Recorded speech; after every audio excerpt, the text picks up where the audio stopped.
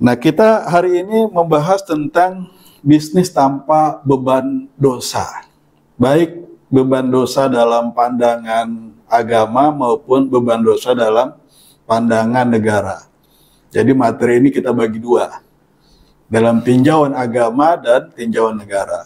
Saya kebagian untuk membahas, untuk menyampaikan berbisnis tanpa beban dosa dalam pandangan agama. Nanti Pak Ustadz Karyono menyampaikan bisnis tanpa beban dosa dalam pandangan negara. Karena ada orang yang saya nggak takut sama siapapun, saya takutnya hanya Allah. Akhirnya melanggar hukum negara, gitu, ditangkap, di penjara, gitu. Bener sih, takut hanya kepada Allah, tapi kan ada muamalah, ada hubungan sesama manusia, gitu. Di mana bumi dipijak, disitulah kopi diseduh. Silahkan Pak, minumlah, minum. Yang mau pesan kopi boleh, boleh. Mau kopi susu apa kopi pahit. Nah, kita masuk ke bagian pertama nih. Berbisnis tanpa beban dosa dalam pandangan agama. Nah, tentunya kita mengenal ada namanya bisnis syariah. Sehari-hari kita sering melihat kan kata-kata bisnis syariah, apa yang ada di dalam benak kita? Apa? Paling umum adalah bank syariah, itu kan? Keuangan syariah. Terus apa lagi? Ada hotel syariah, ada laundry syariah, gitu. Apa lagi? Jadi bisnis syariah itu seperti apa sih? Apakah bisnis syariah yang menggunakan bahasa Arab umpamanya, embel-embel Arab gitu kan? Apakah bisnis syariah yang ownernya atau pekerjanya menggunakan pakaian muslim dan muslimah umpamanya? Apakah bisnis syariah yang kalau azan tutup? Kan ada tuh SPBU kalau waktunya sholat tutup, itu sholat dulu. Apakah bisnis syariah yang karyawan kalau duduk di ruangan menghadap kiblat semua, itu umpamanya? Ada juga kan gitu Pak? Nggak tahu, saya cuma mengira-ngira aja, gitu. Ini kita syariah nggak nih? Kiblat kemana kiblat? Iya, jadi apakah bisnis syariah itu? Nah, coba kita diskusi hari ini. Ini kita mulai dari tujuan judul kita, tanpa beban dosa. Kenapa sih kita harus mempermasalahkan masalah dosa ini? Kan kita pengennya nanti di akhir kehidupan kita dipanggil Allah Subhanahu wa Ta'ala dalam keadaan husnul khotimah. Ya ayyatuhan nafsul mutmainnah, wahai jiwa yang tenang. Irji'i ila rabbiki radiyatan mardiyah. Pulang kembali kepada Allah dalam keadaan tenang, dalam keadaan diridhoi. Bagaimana kita bisa tenang kalau sehari-harinya kita gelisah? Rasulullah menggambarkan kehidupan kita di dunia itu seperti Rasulullah membuat gambar seperti ini, dibuat sebuah kotak, lalu ada garis lurus. Kemudian ada garis yang melintang. Kita hidup di dunia ini dari suatu kotak menuju kotak yang selanjutnya. Dari satu masalah menuju ke masalah selanjutnya. Kelar masalah yang satu, akan datang masalah yang lain. Karena dunia ini adalah tempatnya masalah. Darul bala, tempatnya ujian, tempatnya musibah. Karena hidup ini adalah ujian. Maka tentu hidup kita penuh dengan beban gelisah, stres, depresi. Kalau kita lihat berita-berita pinjol itu, orang yang utang pinjol 20 juta sampai ada yang gantung diri, itu mungkin bebannya sudah terlalu berat. Kata orang yang lain, 20 juta aja kok bunuh diri. Gue yang ratusan juta masih senyum-senyum aja. Nah, apa bedanya? Bedanya ya bukan pada nominalnya, tapi bedanya adalah pada cara mengatasi masalahnya. Yang satu ada ilmunya, sehingga dia bisa menghadapi ujian itu dengan tenang. Yang satu tidak ada ilmunya. Sama waktu kita ujian di sekolah, yang nggak belajar, nggak ada ilmunya, gelisah. lihat sana, lihat sini, larak kanan, larak kiri, kan gitu, gelisah. Karena nggak ngerti cara. Yang jadi masalah itu soalnya apa jawabannya kira-kira? Yang jadi masalah jawabannya kita nggak tahu. Masalahnya udah jelas, jawabannya apa ini?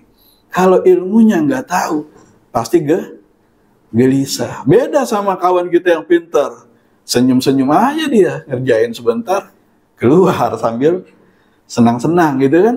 Tapi yang nggak tahu jawabannya gelisah.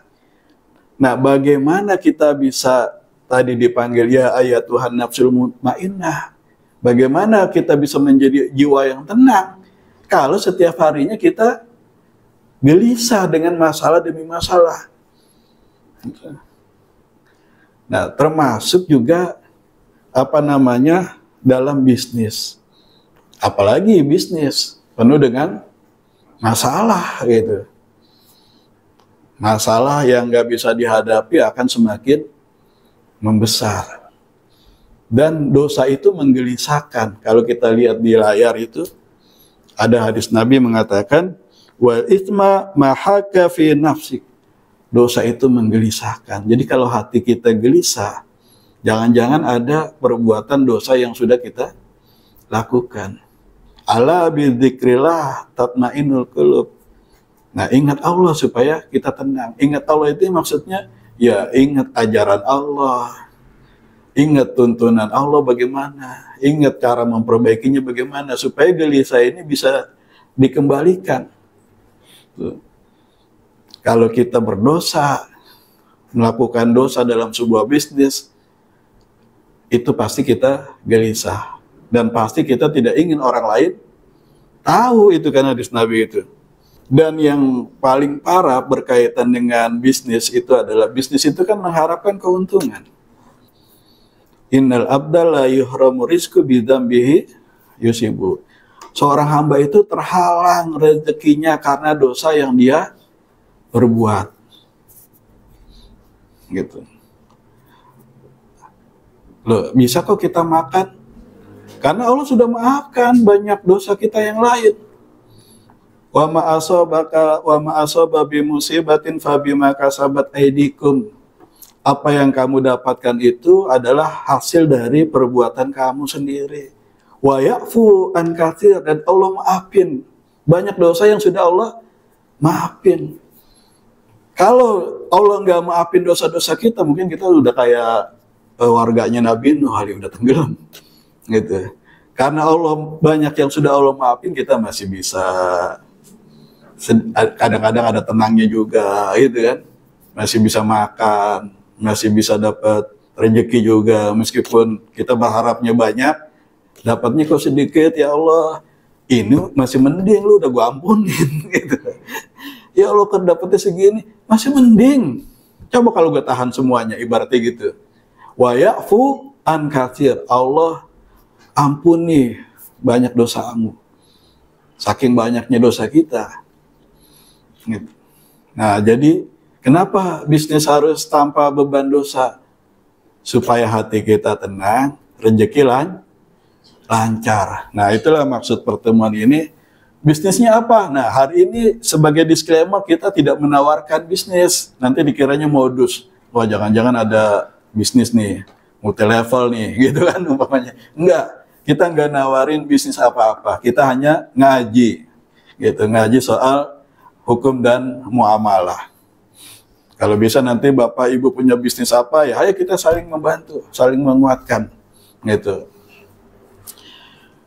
Nah, inilah alasannya kenapa kita penting sekali ya berbisnis tanpa beban dosa, supaya hati kita tenang dan rezeki kita juga jadi lancar.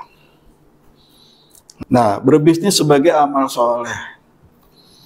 Man amila solihan, siapa yang melakukan amal soleh min zakarin wa unsa, baik dia laki-laki atau perempuan, wa huwa mu'min, dan dia itu orang beriman, falah nuhyiyannahu hayatan thayyibah, maka akan diberikan kehidupan yang baik. Wala najziyannahum ajrahum bi ahsani ma kanu ya'malun, akan diberikan pahala lebih baik dari apa yang dia lakukan. Nah, ini Bu ayatnya, Bu. Bagaimana sih bisnis supaya dapat pahala? Lakukan bisnis sebagai amal soleh, niatnya karena Allah. Dapatnya dua, dikasih kehidupan yang baik, hayatan thayyibah, sama dikasih pahala yang lebih banyak dari apa yang kita usahakan. Tuh. Jadi niat bisnisnya itu niat sebagai amal soleh kepada Allah.